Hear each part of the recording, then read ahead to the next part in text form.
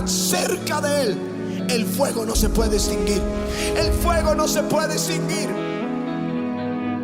Y así como Jesús sanó cuando estuvo sobre la tierra y ha sanado durante todo el tiempo desde que partió hasta este día, continuará sanando.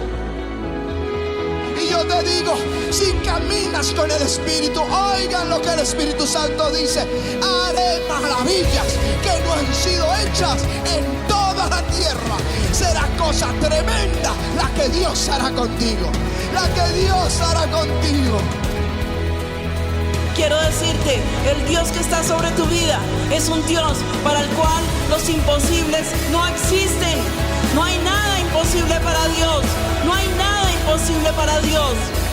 No con ejército ni con fuerza, sino con mi espíritu, ha dicho Jehová de los ejércitos.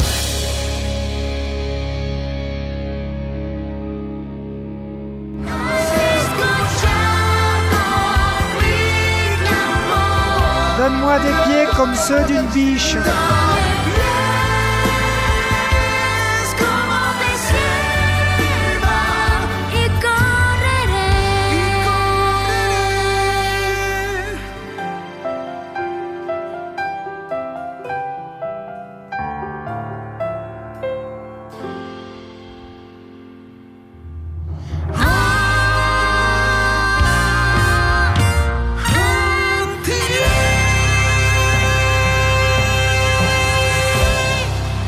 Alléluia. À la croix du Calvaire, Jésus n'est pas seulement mort pour nos péchés, mais il l'a fait aussi pour nous guérir de toutes nos douleurs. Par sa meurtrissure, nous avons été guéris. La dame me raconte que ça fait un an qu'on l'a opéré de sa main et depuis, ici on voit la cicatrice, depuis elle avait perdu la mobilité La de sa main. cicatrice est là. Et que s'est-il passé? Écoutez-moi, ceux qui ont un problème d'arthrite, ou qui ont mal en ouvrant ou en fermant les mains, ou en levant les bras, le Seigneur œuvre en toi. Tu peux bien bouger la main, lever bien les bras, il n'y a plus de douleur, tu peux sauter ici? Alors dis merci au Seigneur, il t'a guéri aujourd'hui. Il avait une rupture du tendon et il ne pouvait pas bouger la main. Elle ne pouvait pas bouger et elle allait faire opérer pasteur. Il dit qu'elle ne pouvait pas faire ça. Tu allais te faire opérer? Oui, monsieur, depuis septembre, j'ai eu une rupture du tendon à cause d'une opération faite en 2013 et j'ai prié fort le Seigneur, j'ai pris la parole que le pasteur a donnée pour le pouce. Quelqu'un au pouce. Je ne sais pas ce qu'il y a au pouce, mais le Seigneur vient de guérir ton pouce. Examine ta main et le doigt. Et si tout est bon, je veux que tu viennes ici. Je te dis merci, Seigneur. Et tu as retrouvé aujourd'hui la mobilité de ton doigt depuis ton accident en septembre. Que Dieu te bénisse. La dame me raconte qu'elle avait passé un peu de temps difficile dans sa maison, son époux l'a abandonnée, elle n'avait pas de travail, une situation très dure. Elle a crié au Seigneur, elle a porté une offrande à l'hôtel. Un résultat, pasteur, cette semaine déjà, ils ont embauché, elle commence à travailler. Pire, quand je n'avais pas étudié dans ma jeunesse, j'ai beaucoup demandé au Seigneur et en janvier de cette année, j'ai obtenu mon diplôme de technicien en gestion administrative. Amen. Merci Seigneur.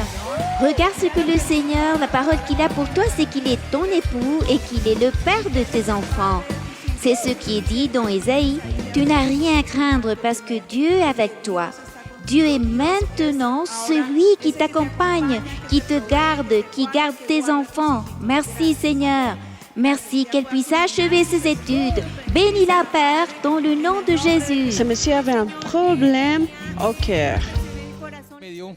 J'ai eu une forte douleur dans la poitrine et je suis arrivé au travail, ça durait plus ou moins 1 heure. La douleur n'est pas partie et je suis allé à la clinique. Nous avons ici un exemple spécialisé, c'est une artérographie coronaire qui montre que quand il est arrivé, il avait les 3 artères principales du corps touchées. Le pronostic était de toute évidence la mort imminente.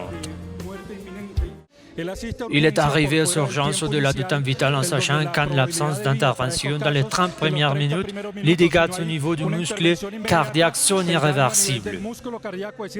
L'espérance de vie est minime, pasteur. Ils ont crié au Seigneur. J'ai reçu la visite des gens de l'église qui tous ont prié pour moi. Et toute ma famille à Kuta, Barranca Bermeja, au centre, le docteur a dit « C'est un miracle, les personnes ne peuvent supporter ça. Une artère bouchée à 100% et les autres à 90%. » Ils ont dû faire une chirurgie à cœur ouverte et aujourd'hui, nous savons pour la gloire de Dieu un nouveau cœur. Nous te rendons grâce, Seigneur. Le Seigneur il a gardé sa vie, ensuite l'opération a été un succès. Toute la gloire et tout l'honneur pour mon Seigneur. Dieu soit béni. Merci, Seigneur. C'est l'œuvre rédemptrice de Christ le Seigneur pour nous. Il est mort et ressuscité. Et pourquoi est-il mort? Pour nous donner une libre entrée au ciel, guérison et libération de la ruine. Merci frère pour le témoignage, que Dieu vous bénisse. Merci Seigneur, merci Père.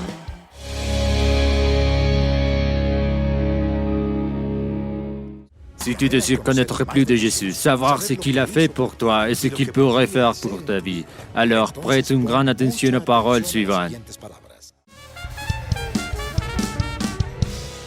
La parole du Seigneur dit, mais à tous ceux qui l'ont reçu, à ceux qui croient en son nom, il a donné le pouvoir de devenir enfants de Dieu. Il y a un droit et une puissance pour ceux qui reconnaissent Jésus comme Seigneur et Sauveur. Il est venu pour nous montrer que même si nous avons tous été créés par Dieu, seuls ceux qui le reçoivent, ceux qui croient qu'il est le Fils de Dieu, eux auront le droit d'être appelés Fils de Dieu. C'est ta décision, mais je veux t'accompagner dans cette décision. Alors répète avec moi, Seigneur Jésus, j'ai besoin de toi. Je me suis éloigné, je t'ai rejeté, mais aujourd'hui je me réponds. Et je retourne à toi de tout mon cœur. Je t'invite à être mon Seigneur, à être mon Sauveur. Lave mes péchés avec ton sang et inscris mon nom dans le livre de la vie éternelle. Ne l'efface jamais. Je veux t'être fidèle tous les jours de ma vie, jusqu'au jour où je serai avec toi en train de te célébrer pour l'éternité. Au nom de Jésus, Amen et Amen. Donnons ce fort applaudissement à mon Jésus.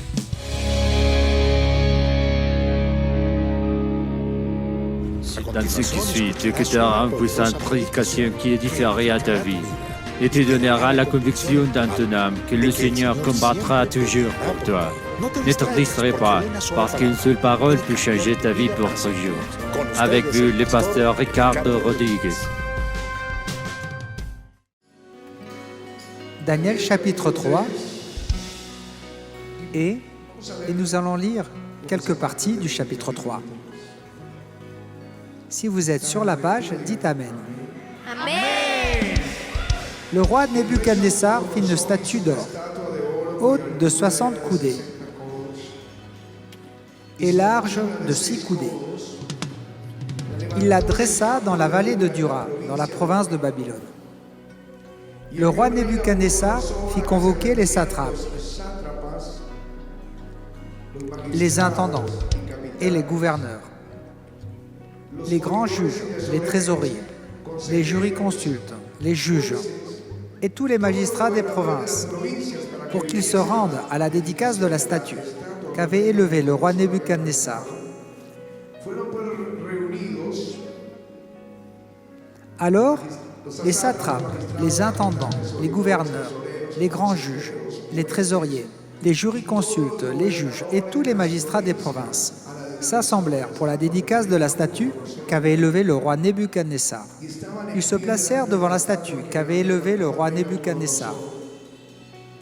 Un héros cria à haute voix, « Voici ce qu'on vous ordonne, peuple, nation, hommes de toute langue. Au moment où vous entendrez le son de la trompette, du chalumeau, de la guitare, de la sambuc, du psalterion, de la cornemuse et de toutes sortes d'instruments de musique, vous vous prosternerez et vous adorerez la statue d'or qu'a élevée le roi Nebuchadnezzar. Quiconque ne se prosternera pas et n'adorera pas sera jeté à l'instant même au milieu d'une fournaise ardente. » Et c'est là que la foi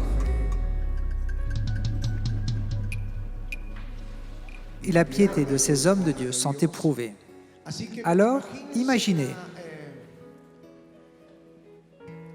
l'idolâtrie des gens envers Nebuchadnezzar,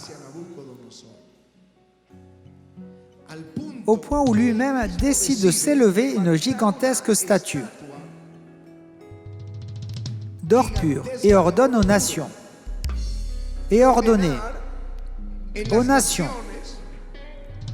de l'adorer. Il avait conquis le monde entier, connu. C'était un empire mondial. Et il était le grand empereur, ou roi de cet empire.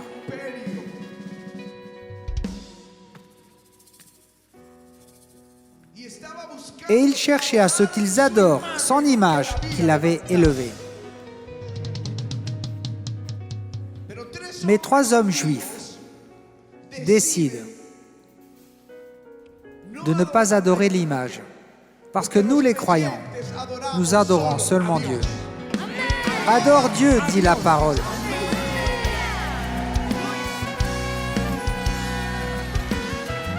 Et c'est le premier commandement. Même avant toute chose, Dieu sera le premier. Amen. Le roi en colère ordonne de chauffer le four 7 fois plus fort et il les jette dans la fournaise. La preuve qu'il était très chaud, c'est que ceux qui jetèrent les 3 Juifs dans le four moururent brûlés, alors que ceux tombés dans le feu commencèrent à marcher librement au milieu des flammes. Il les avait attachés et ils étaient libres, marchant dans le feu. Et Nebuchadnezzar fut effrayé en voyant cela. Et le plus surprenant, c'est qu'il voyait une 4e personne dans la fournaise. Un 4e homme, et il cria : « N'en avez-vous pas envoyé 3 dans le feu ?» Ils dirent : « Oui, mon roi, 3. Et moi j'en vois 4 qui marchent libres. » Et le 4e ressemble à un fils des dieux.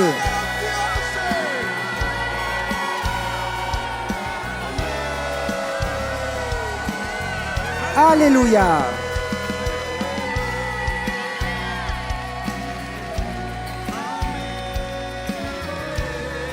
La parole dit : car l'Éternel étend son regard sur toute la terre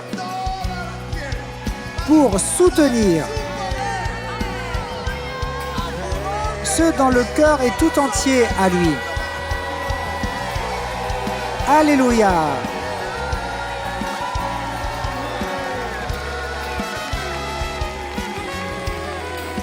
Quand on lit cela, un cœur parfait, on dit « Non, Dieu ne va pas me défendre car mon cœur n'est pas parfait. » Mais savez-vous que le terme « parfait » dans ce cas, c'est « shalem » qui signifie un cœur amical pour Dieu. J'aime ça. Je l'ai lu hier et je le voyais partout ce mot plusieurs fois. Ça me touche. Il veut un cœur amical envers Dieu. J'ai aimé dans les années 60-70 quand il y eut un changement de pensée à propos de Dieu. Dieu commença à lever des prédicateurs comme Oral Roberts qui disait « Dieu est bon, Dieu est bon », parce que nous avions cette pensée médiévale d'un Dieu fâché, punisseur, irritable, avec un visage en colère et un fouet dans la main. Mais un grand mouvement de l'esprit a commencé, révélant une vérité biblique. Dieu est bon, Dieu est bon, Dieu est bon. Et ce ministère nous a enseigné quelque chose. Dieu recherche des amis. Dieu recherche des amis. Les yeux de Dieu contemplent la terre et il veut montrer son pouvoir à celui qui a un cœur amical envers lui. Alléluia. Un cœur amical envers lui. Un cœur amical envers lui. Alléluia.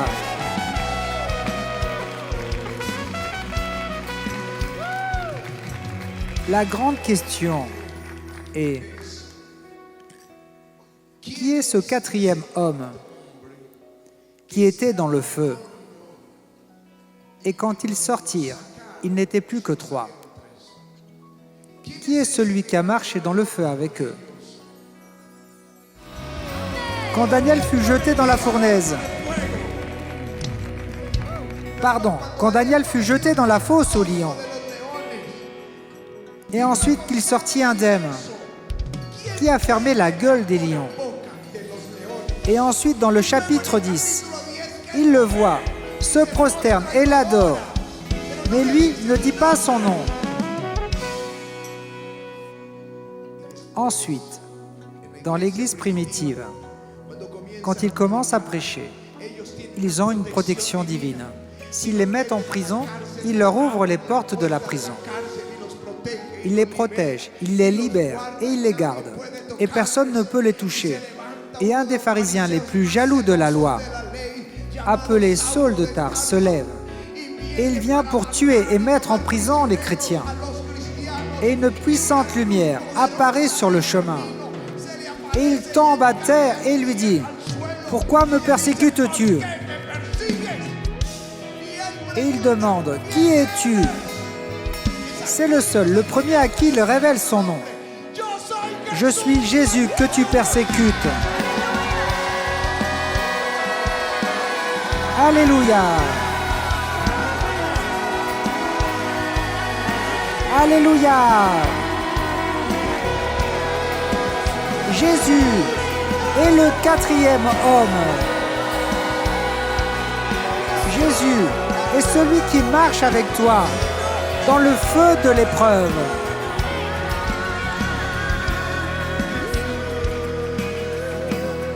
Maintenant, je veux parler à celui qui est dans le feu.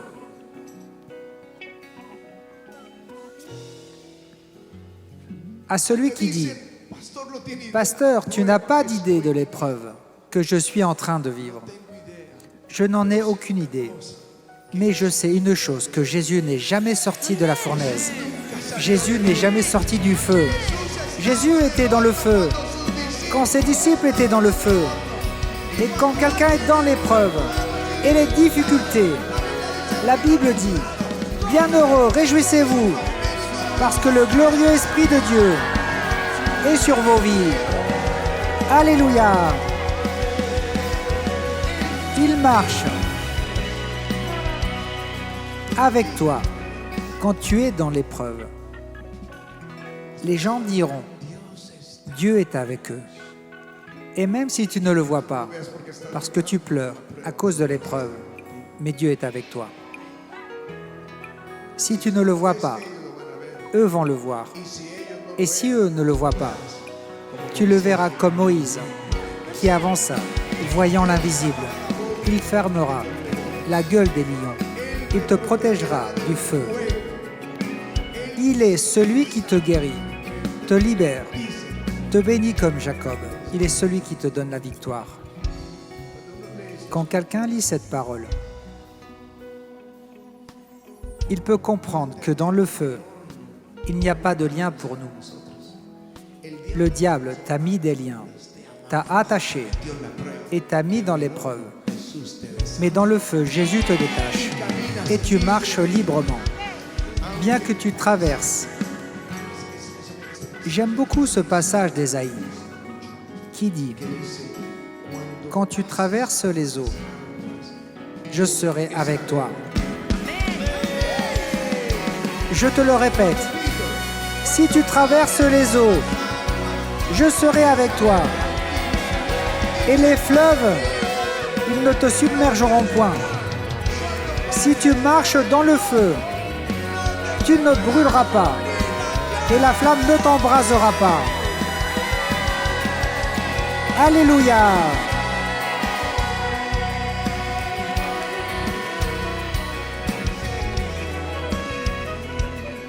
Je veux parler à celui qui est dans le feu de l'épreuve. Le Seigneur va rompre ses liens dans ta vie. Je suis venu vous dire cela. Si tu es au milieu de l'épreuve, l'apôtre Pierre leur écrit, « Réjouissez-vous ». Comment est-ce que je peux me réjouir dans l'épreuve? Le glorieux Esprit de Dieu est sur ta vie. Et je te dis, réjouis-toi, parce que Jésus est avec toi dans le feu. Parce que Jésus est avec toi dans le feu. Jésus est avec toi ici. Il t'accompagne. Et le feu ne t'embrasera pas. Alléluia. Tu vas le voir. Tu vas le voir. Au milieu des épreuves que nous avons eues, quand nous étions des enfants dans la foi, je me rappelle qu'on nous a envoyés pour prier pour une famille, une dame qui était malade, et je priais avec Patty. On priait. Le Seigneur l'a guérie. Nous nous sommes agenouillés à côté de son lit. Nous étions en train de remercier le Seigneur, mais je n'arrivais pas à prier. Je le remerciais, mais ma pensée était ailleurs, dans l'affliction, dans l'épreuve et la diffamation. Et j'ai vu entrer Jésus dans cette chambre, et il était assis sur le lit, et il a mis ma tête sur ses genoux, et il a commencé à me consoler, et à me dire, ne crains pas, je suis avec toi, je suis avec toi. Je l'ai vu dans l'épreuve, je l'ai vu dans la fournaise. Alors quand tu es dans l'épreuve, c'est une poussée dans les bras du Seigneur Jésus-Christ. Alléluia! Quand ce réveil a commencé, au début, il y eut de la résistance. On nous a poussés dans les bras de l'Esprit Saint et dans le feu. Certains pensent que le feu va nous détruire. Mais mes frères, quand tu passeras par les eaux, je serai avec toi, dit le Seigneur. Même pas l'odeur du feu, même pas l'odeur du feu. Ces attaques sur ta vie, même pas l'odeur du feu. Tu passeras et tu iras de l'autre côté, dans la vallée de l'ombre de la mort. Je ne craindrai aucun mal, parce que tu seras avec moi. Il te fera passer de l'autre côté, et tu ne sentiras pas l'odeur du feu. Alléluia! Et beaucoup vont voir, et vont croire, et vont donner la gloire au Seigneur. Vous savez combien les pasteurs luttent aujourd'hui pour nos droits, de la liberté de culte. Maintenant, depuis 1991, en Colombie, il y a la liberté de culte. Mais c'est une lutte. Imaginez-vous dans ce moment, le gouverneur du monde, l'empereur, ordonnant l'idolâtrie. Et celui qui ne le faisait pas serait brûlé. Et en un seul jour, Dieu renverse tout, change tout. Et maintenant l'empereur signe un édit. Et malheur à celui qui parle contre le Dieu de Shadrach, Meshach et Abednego. Leur maison sera détruite. C'est ce que Dieu va faire. Quand Dieu te sortira de l'épreuve, personne ne va s'en prendre à toi. Alléluia! Personne ne va s'en prendre à toi. Personne. Et Dieu va t'honorer. Parce que Dieu honore ceux qui ont un cœur parfait pour lui, ceux qui sont amicaux, ceux qui le cherchent, ceux qui le désirent, ceux qui l'honorent. Mais laissez-moi vous dire, avant que le jour ne se lève, deux choses arrivent. Avant que tu vois la lumière du jour dans ton épreuve, deux choses arrivent. Un, c'est le moment le plus sombre de la nuit. Les instants avant le lever du soleil. Et deux, c'est la seule heure, c'est le seul moment où tu peux voir l'étoile du matin. Tu ne pourras pas la voir avant, mais seulement au lever du soleil. C'est cette grande étoile que tu vois. C'est l'étoile du matin. La Bible appelle Jésus l'étoile du matin. Tu vas le voir quelques instants avant, dans la nuit sombre. Tu vas voir Jésus, qu'il est avec toi. Et prépare-toi, parce que ton lever du jour arrive. Ton lever du jour arrive. Et voici, je suis avec vous tous les jours, jusqu'à la fin du monde. Que celui qui est dans le feu de l'épreuve vienne ici. Uniquement celui qui dit « Je suis dans le feu de l'épreuve », qu'il vienne à l'autel et qu'il dise au Seigneur « Libère-moi ».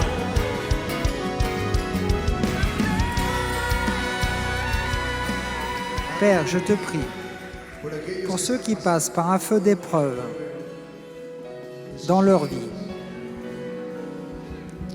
je sens dans mon cœur des gens passant par la dépression.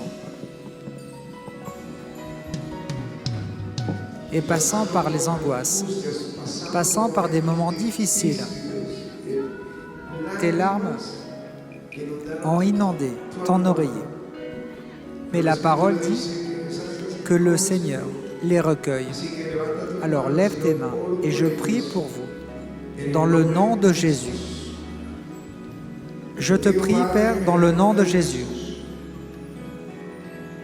pour ceux qui passent par cette épreuve, par cette fournaise d'affliction, aussi pour celui qui est accusé par l'ennemi, l'esprit de condamnation. Nous le chassons dans le nom de Jésus. Et je te prie, Père, que tu étendes ta main sur eux maintenant et que tu les consoles, tu les encourages dans leur foi. De leur douleur, Seigneur, sors-les maintenant dans le nom de Jésus. Ranime maintenant leur foi et montre-leur qu'à la porte, il y a la sortie de cette fournaise. Que même s'ils sont dans le moment le plus sombre, qu'ils puissent aujourd'hui, par cette parole, voir l'étoile du matin. Jésus, le Seigneur, dans le nom de Jésus, je te le demande. Relève celui qui est dans l'affliction. Relève-le maintenant. Soutiens leurs bras, Seigneur, et qu'ils puissent déclarer avec confiance, comme ces trois Juifs, « Mon Dieu peut me libérer. Mon Dieu peut me libérer. » Allez, dis-le. Dis-le dire à Nebuchadnezzar. Tu peux le dire au roi des ténèbres, qui est Satan. Dis-lui, « Mon Dieu peut me libérer de ta main. » Dis-le avec moi. « Mon Dieu va me libérer. Va me faire sortir. Va me faire passer de l'autre côté. Il va me libérer. » Dis-le. Et s'il y a quelque chose qui énerve cette fois le diable, c'est qu'on lui dise « Il va me libérer. Mon Dieu va me libérer. Mon Dieu va me libérer. Les yeux de Dieu sont sur toi. » Dis-le. Les yeux de Dieu sont sur moi. Et mon Dieu va me libérer. Dans le nom de Jésus. Dans le nom de Jésus. Dans le nom de Jésus.